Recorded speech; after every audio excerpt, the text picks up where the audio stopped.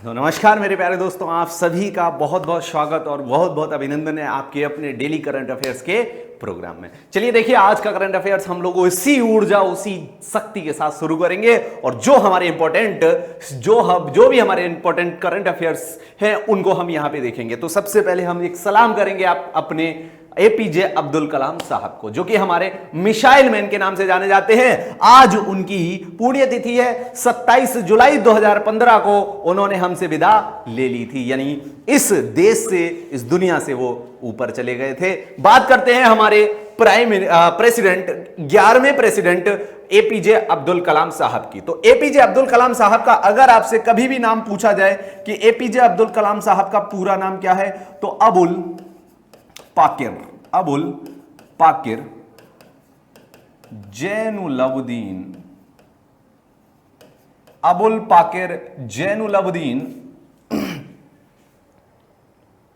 Abdul Kalam, Abul Pakir Jainulabdeen Abdul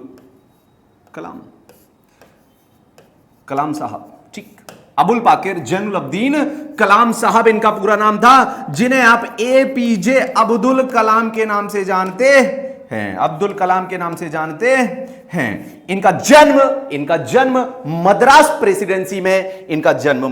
presidency के रामेश्वरम में हुआ था। आज हम मद्रास प्रेसिडेंसी को तमिलनाडु के नाम से जानते हैं। तो मद्रास जो पहले आपका हुआ करता था, आज वो क्या है आपका तमिलनाडु है।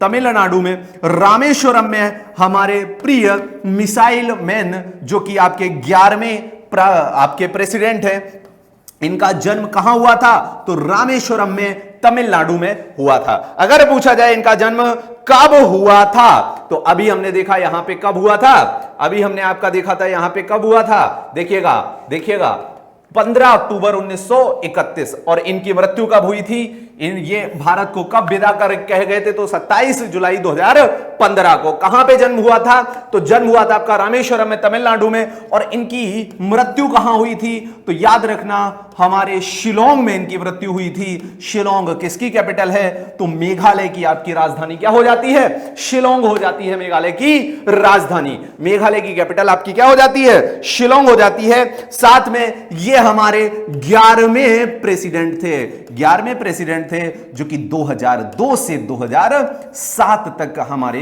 राष्ट्रपति बने रहे। इतनी बात यहां पे आपको क्लियर होनी चाहिए। इन्होंने भारत में बैलिस्टिक मिसाइल, साथ में आपके लॉन्चिंग व्हीकल, दो पे बहुत ज्यादा काम किया था। और इन दो चीजों ने भारत के स्पेस को बदल दिया, भारत की स्पेस टेक्नोलॉजी को बदल के रख दिया। लॉन्चिंग व्हीकल क्या होता है, जिस पे रख के हम रॉकेट लॉन्च करते हैं, रॉकेट ऊपर आसमान में भेजते हैं, उसे ही लॉन्चिंग व्हीकल कहते हैं। तो बताइएगा कमेंट बॉक्स में, भारत के पास कौन कौन से दो लॉन्चिंग व्हीकल हैं। ठीक है, बताइएगा कमेंट बॉक्स में। इन दोनों पे बहुत सारा काम किया हमारे कलाम साहब ने, बैलिस्टिक मिसाइल और लॉन्चिंग व्हीकल के ऊपर बहुत ज्यादा इन्होंने काम किया है। साथ में एक चीज आपको और याद रखनी है हमारे मिसाइल मैन साहब के बारे में, कि इन्होंने पोखरण द्वितीय का जो टेस्ट हुआ था, किसका भाई, पोखरण द्वितीय का जो आपका न्यूक्लियर टेस्ट हुआ था, कब हुआ था, तो यह आपका 13 से 15 मई 1998 में हुआ था। 13 से 15 मई 1998 में कहां पे, पोखरण में द्वितीय न्यूक्लियर टेस्ट हुआ था। उसके मेजर पीपल थे ये, यानी मुख्य व्यक्ति थे आपके द्वितीय पोखरण न्यूक्लियर टेस्ट के।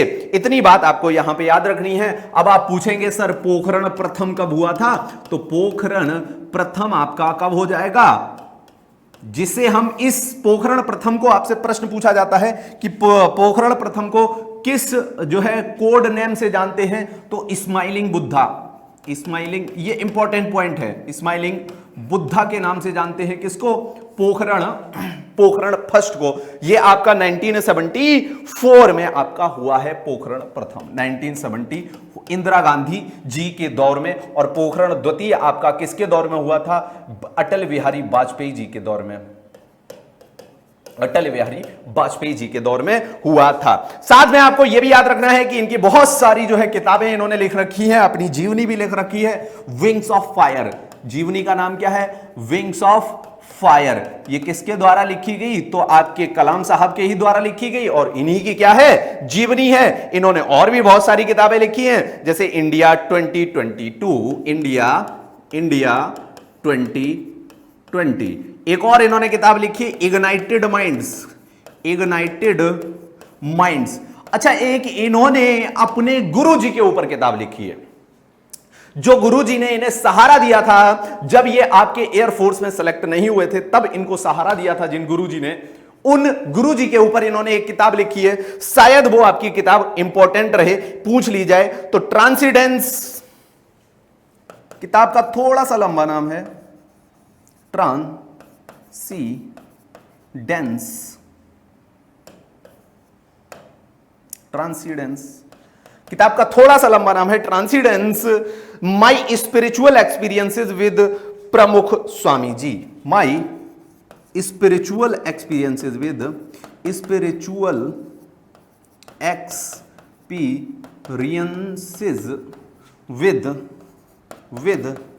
प्रमुख स्वामी जी।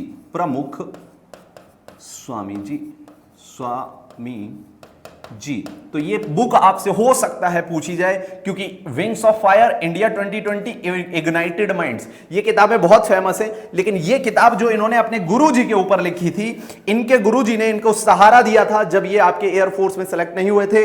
इनके पास रुपए भी नहीं थे कि ये ऋषिकेश से वापस अपने घर पे तमिलनाडु में आ सकें, और ये तमिलनाडु में ही ऋषिकेश के एक जो है आपकी नदी के पास वहीं टहल रहे थे और उसमें ही अपनी आत्महत्या करने जा रहे थे। तो उसी समय आपके इनके गुरुजी आ जाते हैं और वो इन्हें सहारा देते हैं और इन्हें वापस रुपए भी देते हैं घर जाने के लिए। तो इन्होंने उन्हीं के ऊपर, यानी ये जीवन जो है ना, ये जीवन आपकी घटनाओं से ही बनता है। आप जो घटनाएं घटित करेंगे अपने जीवन में, जितना इस जीवन से संघर्ष करके जीवन को अच्छा बनाने की कोशिश करेंगे, बनेगा। सबसे बड़ा इसका एग्जाम्पल हमारे अब्दुल कलाम साहब हैं। देखिए ना कि एक व्यक्ति, एक बच्चा जो एयरफोर्स में सेलेक्ट ना होने के कारण अपने जीवन को दे रहा था, त्याग कर दे रहा था, अपने जीवन का सुसाइड कर ले रहा था, वो भारत का मिसाइल मैन, पूरे विश्व में नाम जिसका रोशन है आज, वो बना।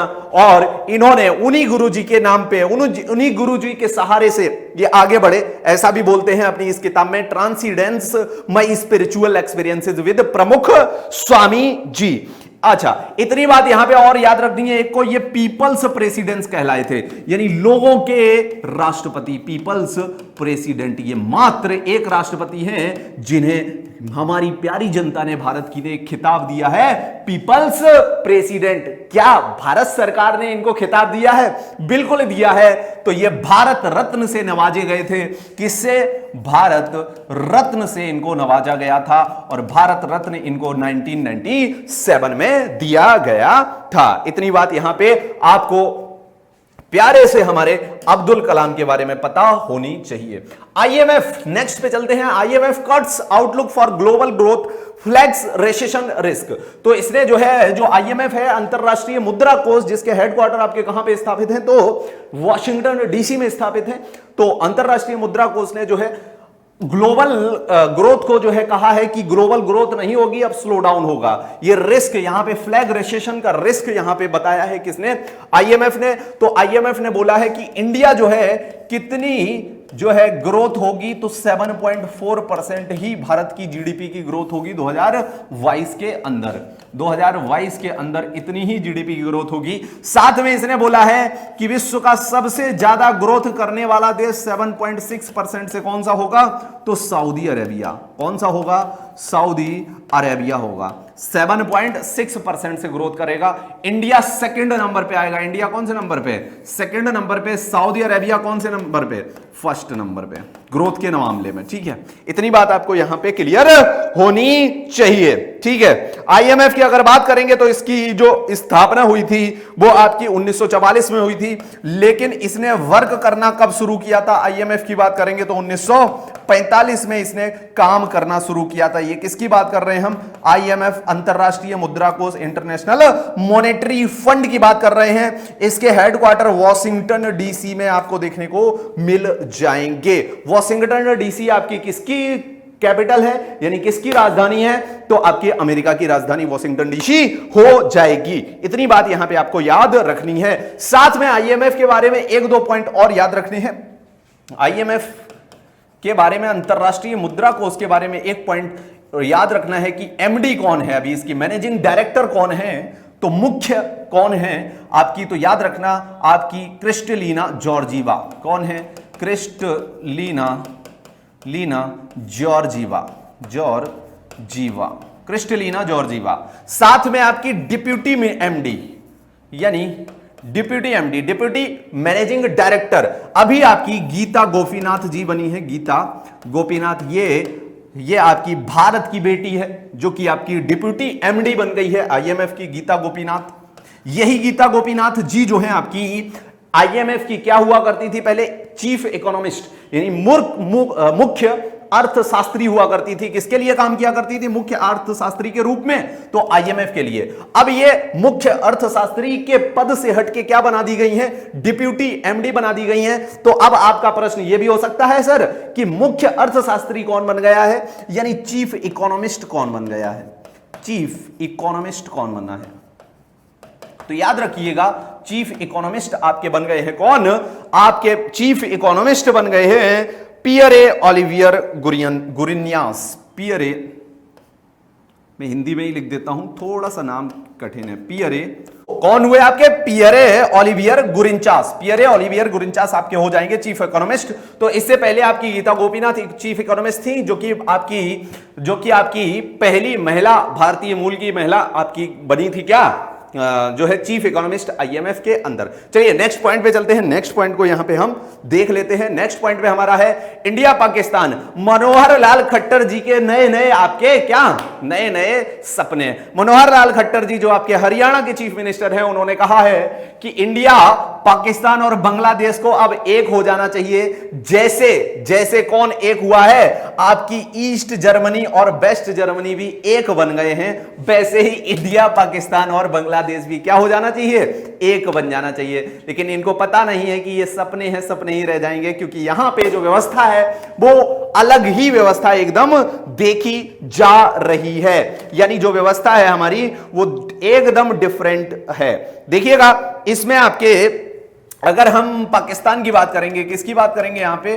किसकी बात करेंगे? पाकिस्तान की अगर हम यहां पे बात करेंगे तो पाकिस्तान के आपके प्राइम मिनिस्टर अभी कौन हो जाएंगे? तो शहबाज शरीफ।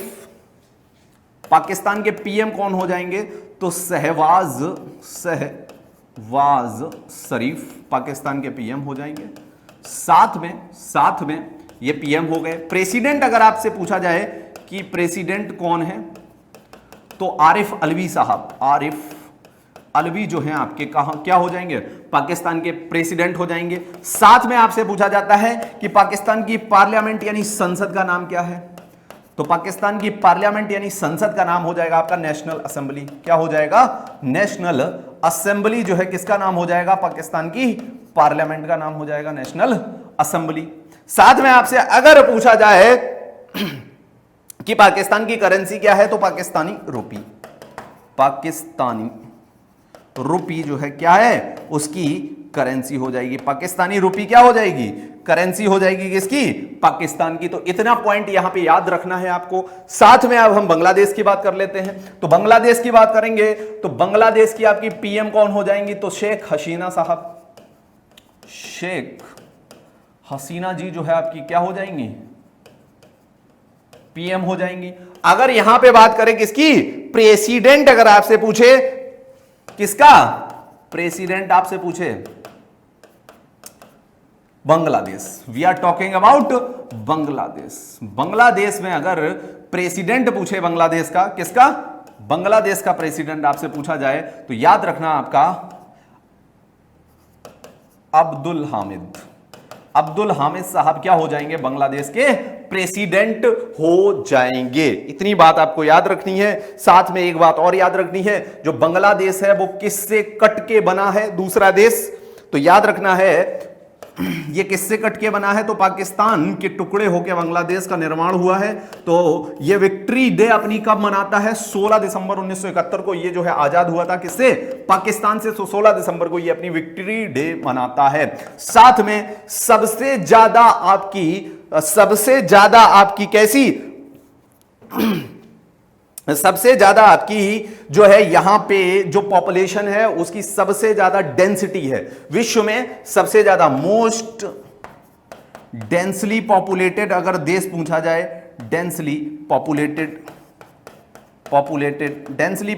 देश पूछा जाए तो नाम हो जाएगा क्या, Bangladesh. Bangladesh is the name of most densely populated country in the world. याद रखना है आपको, मोस्ट डेंसली पॉपुलेटेड कंट्री है वर्ल्ड में। और हम अगर बात करें कि भारत की जो बाउंड्री है वो बांग्लादेश से सबसे ज्यादा टच करती है। हमारी बाउंड्री बांग्लादेश से सबसे ज्यादा हमारी बाउंड्री क्या करती है, टच करती है। तो बात करें अगर कि कितनी टच करती है, तो 4097 किलोमीटर आपकी बाउंड्री जो है यहां पे बांग्लादेश से टच करती है इंडिया की। ठीक है, इतनी बात यहां पे आपको याद रखनी है। पीएम कौन है, शेख हसीना साहब है। प्रेसिडेंट कौन है, अब्दुल हामिद साहब है। 16 दिसंबर 1971 को आजाद हुआ था पाकिस्तान, किससे, पाकिस्तान से बांग्लादेश आजाद हुआ था। मोस्ट डेंसली पॉपुलेटेड कंट्री है विश्व की। हमारी बाउंड्री सबसे ज्यादा बांग्लादेश से टच करती है, कितनी, 4097 किलोमीटर बाउंड्री हमारी जो है किससे टच करती है, तो आपकी पाकिस्तान से बांग्लादेश से टच करती है। चलिएगा नेक्स्ट पॉइंट पे चलते हैं, नेक्स्ट पॉइंट को देखते हैं और उसका डिस्कशन हम लोग यहां पे करते हैं। तो ISSF national coaches course begins. तो आईएसएसएफ नेशनल कोचेस कोर्स जो है आपका शुरू हो गया है। ये किसके लिए है, ये कोर्स शुरू हुआ है, तो फॉर इंडियन शूटिंग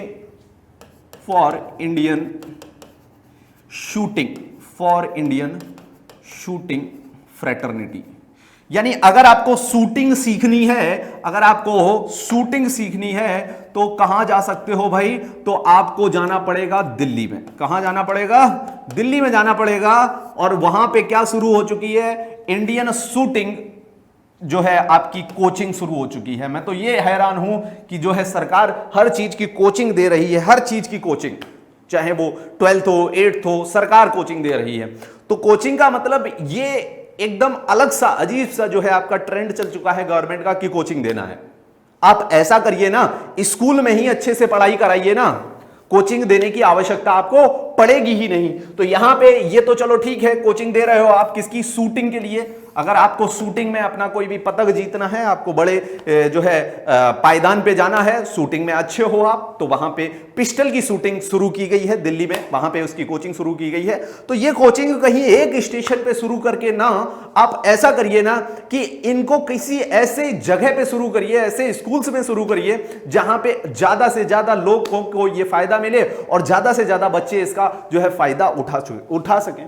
चलो वैसे एक काम किया वही ठीक है। तो अगर आपसे पूछा जाए तो कहां पे doctor Karni Singh shooting range, ये doctor Karni Singh shooting range कहां पे स्थापित है, तो याद रखना है आपको, ये आपकी दिल्ली में जो है एस्टेब्लिश्ड है। इतनी बात आपको यहां पे याद रखनी होगी। ठीक, doctor Karni Singh shooting range. चलिए नेक्स्ट पॉइंट पे चलते हैं। नेक्स्ट पॉइंट को यहां पे हम लोग डिस्कस कर लेते हैं। देखिएगा नेक्स्ट पॉइंट है, होम मिनिस्ट्री यानी गृह मंत्रालय ने क्लियर कर दिया है कि जो विल्सन साहब है वो एयर इंडिया के क्या बन गए हैं, एयर इंडिया के सीईओ का पद संभाला है। एयर इंडिया के सीईओ का पद संभाला है, चीफ एग्जीक्यूटिव ऑफिसर, मुख्य कार्यकारी अधिकारी का पद संभाला है किसने, तो याद रखना है आपके कैंपबेल विल्सन ने। कैंपबेल विल्सन साहब ने इस एयर इंडिया के लिए सीईओ का पद संभाला है। अगर पूछा जाए ये कहां से आपके बिलोंग करते हैं, तो याद रखना न्यूजीलैंड से आपके ये बिलोंग करते हैं। न्यूजीलैंड से आपके ये बिलोंग करते हैं। कौन? कैंपबेल विल्सन साहब। अगर एयर इंडिया के बारे में आपको पूछा जाए कुछ भी, एयर इंडिया, तो नॉर्मल सी इसकी जानकारी ले लो कि JRD टाटा साहब ने इसकी स्थापना की थी। JRD टाटा साहब ने इसकी स्थापना की थी। साथ में याद रखना, इसकी स्थापना 1931 में हुई थी। कब हुई थी? 1932 में। 15 अक्टूबर कब हुई थी? 15 अक्टूबर 1932 में इसकी क्या हुई थी? स्थापना हुई थी। किसकी स्थापना हुई थी? एयर इंडिया की स्थापना हुई थी। यानी एयर इंडिया जो है आपका, जब हमारा देश आजाद नहीं हुआ था तब की जो है आपकी क्या है? एजेंसी है। किसके द्वारा स्थापित की गई? तो JRD टाटा साहब के द्वारा इसकी जो है स्थापना की गई। साथ में याद रखना, इसके अगर आपसे मुख्यालय पूछ लिए जाए, हेडक्वार्टर, तो कहां होने चाहिए आपके हिसाब से? बिल्कुल दिल्ली में होने चाहिए। वही आपने सोचा होगा, ऐसा मैं मानता हूं। चलिएगा नेक्स्ट पॉइंट की यहां पे डिस्कशन करते हैं। Against ritual animal killing for snake worship. तो स्नेक वर्शिप यहां पे क्या है? ये केस क्या है? रायपुर के ही आपके एक जो है सांसद साहब जाते हैं लोकसभा में, जो बैठते हैं वो लोकसभा में ये बात करते हैं कि जो किलिंग होती है, जो मृत्यु की जाती है धर्म के आधार पे जानवरों की, उसे रोकना चाहिए। और वहीं पे एक आपके कहां से एक और आपके लोकसभा के सदस्य वहीं पे उठ के खड़े होते हैं, और वो होते हैं आपके महाराष्ट्र से। तो महाराष्ट्र के वो जो लोकसभा के सदस्य होते हैं वो कहते हैं हमारे यहां नाग पंचमी सेलिब्रेट करना जो है बैन कर दिया गया है। क्यों? वाइल्ड लाइफ प्रोटेक्शन एक्ट 1972 के तहत ऐसा माना जाता है कि नागों को जो है नुकसान पहुंच रहा है उससे। तो नाग पंचमी जो सेलिब्रेशन बंद किया गया है उसे सरकार जल्दी से जल्दी शुरू करने की क्या करे? कोशिश करे, और करे उसे शुरू। तो मैं दोनों की ही बातें यहां पे आपको लिख देता हूं। तो सुनील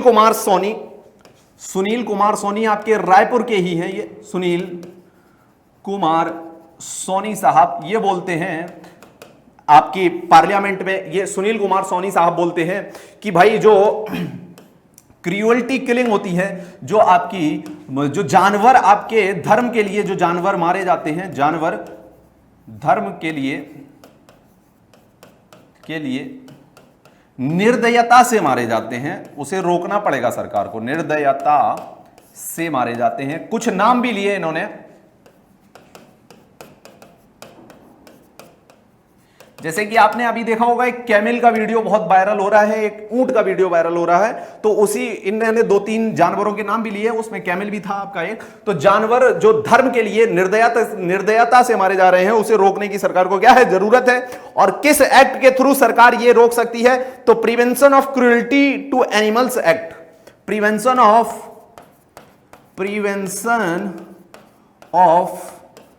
क्रूअल्टी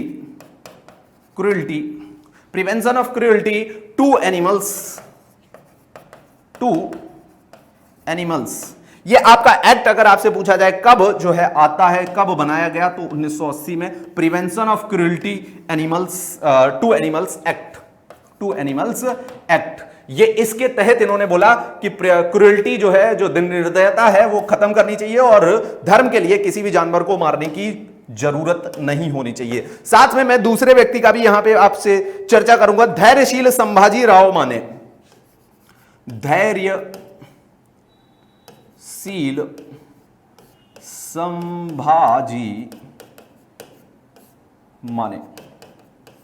धैर्यशील संभाजी माने साहब जो है आपके महाराष्ट्र से बिलोंग करते हैं। इन्होंने कहा है कि जो नाग पंचमी है, नाग पंचमी की जो पूजा है वो स्टॉप कर दी गई है,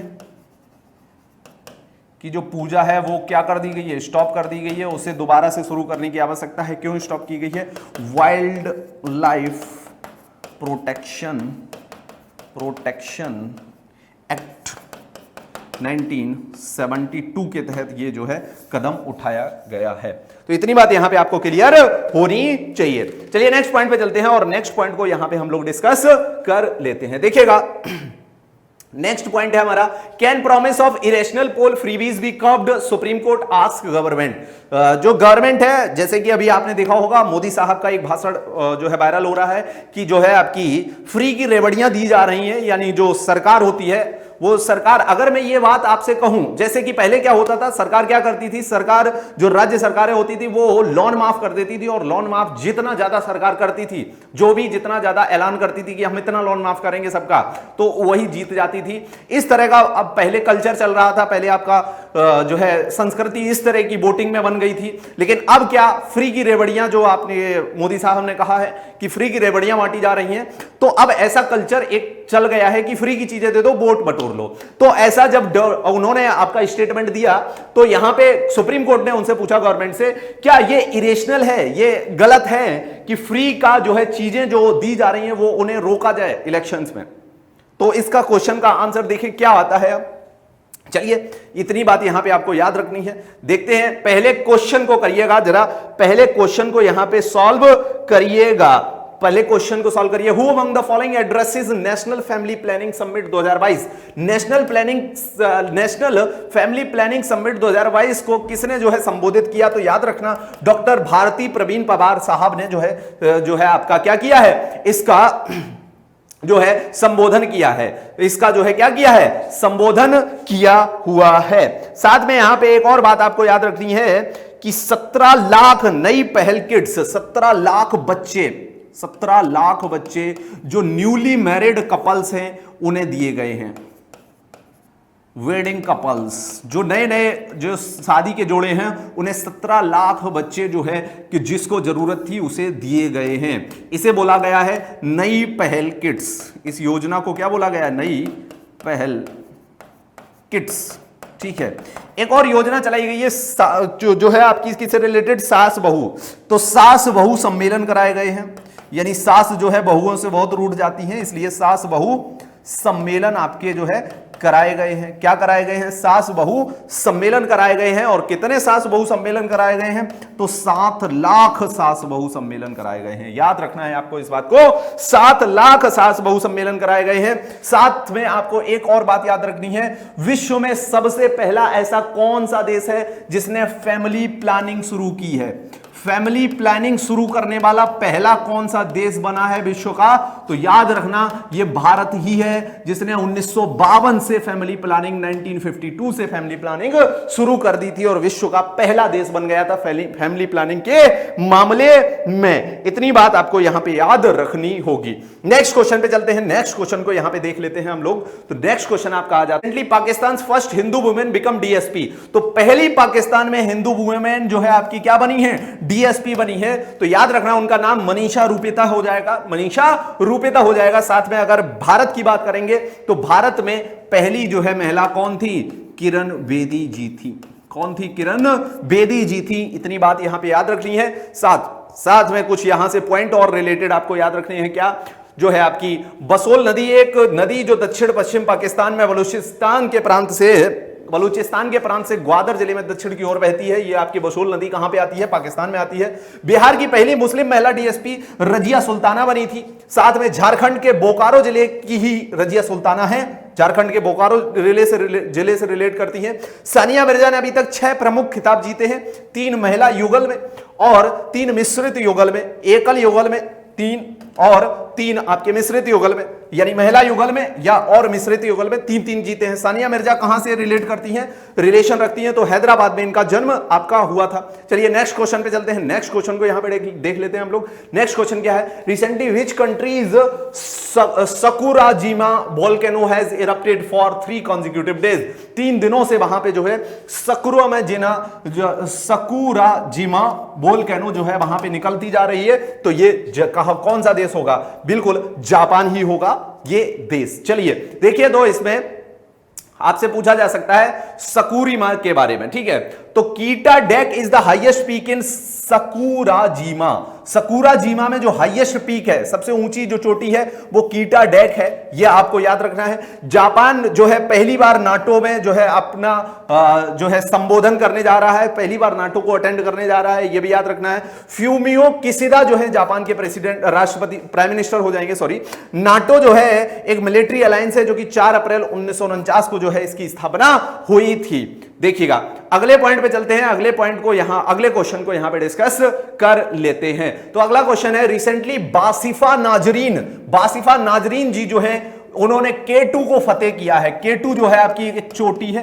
क्या है? K2 एक आपकी चोटी है। ये किस देश से संबंध रखती हैं? तो बांग्लादेश से आपकी ये संबंध रखती हैं। तो और अगर बात करें तो और कौन कौन सी ऊंची चोटी है? तो माउंट एवरेस्ट विश्व की सबसे ऊंची चोटी है। माउंट एवरेस्ट विश्व की सबसे ऊंची चोटी है। अगर बात करें कितनी इसकी जो है आपकी कितनी मीटर हाइट है, तो याद करना 8848.86 इतनी जो है इसकी हाइट है, ऊंचाई है। साथ में अगर पूछा जाए माउंट एवरेस्ट किस देश में आती है, तो याद रखना ये नेपाल में आती है। माउंट एवरेस्ट कहां आती है? तो नेपाल में आती है। अगर बात करें K2 की, किसकी? K2 की, जिसे गॉडविन ऑस्टिन के नाम से भी जाना जाता है। किससे? गॉडविन ऑस्टिन के नाम से भी जाना जाता है। K2 की अगर हम बात करेंगे तो K2 आपकी 8611 मीटर की हो जाती है। 8611 मीटर की क्या हो जाती है? K2 हो जाती है, जिसे सैवेज माउंटेन भी कहा जाता है। K2 को और क्या कहा जाता है? Savage mountain. क्या कहा जाता है? Savage mountain. सैवेज माउंटेन कहा जाता है। ये किस किस देश में आती है? तो ये नेपाल और पाकिस्तान दोनों देशों में आती है। नेपाल और पाकिस्तान में ये चोटी दोनों देशों में आती है। अब आप पूछेंगे सर क्या भारत में कोई चोटी ऊंची आती है? तो बिल्कुल आती है। ये पहले नंबर की विश्व की सबसे ऊंची चोटी है। ये विश्व की सबसे ऊंची दूसरे नंबर की चोटी है। और तीसरी कंचनजंगा। तीसरी आपकी क्या हो जाएगी? कंचनजंगा। ये भारत में आती है। तो तीसरी सबसे ऊंची चोटी विश्व की ये भारत में भी आती है। ये किस किस देश में आती है? तो नेपाल और इंडिया दोनों में ये चोटी आपकी आ जाती है। तो बात यहां पे आपको याद रखनी है, माउंट एवरेस्ट विश्व की सबसे ऊंची दूसरी चोटी, तो पहली चोटी, दूसरी आपकी K2 गॉडविन ऑस्टिन, और तीसरी जो है कंचनजंगा, ये भारत में आती है। ठीक, इतनी बात आपको याद रखनी है। तो K2 का दूसरा नाम गॉडविन ऑस्टिन है। इसे सैवेज माउंटेन के नाम से भी जाना जाता है। इसी को जो है अभी बांग्लादेश की जो है आपकी जो वशीफा नाजरीन साहब है, उन्होंने इसको फतेह किया है, यानी इस पे चढ़ी हैं। ठीक है, इतनी बात यहां पे आपको याद रखनी होगी। आज के करंट अफेयर से, आज का करंट अफेयर आपका इतना ही था। कल मिलते हैं आपसे एक जानदार और शानदार सेशन के साथ। तब तक आप अपना ख्याल रखिए और इसी तरह इस सेशन को शेयर करते रहिए और इसी के साथ पढ़ते रहिए। Thank you guys.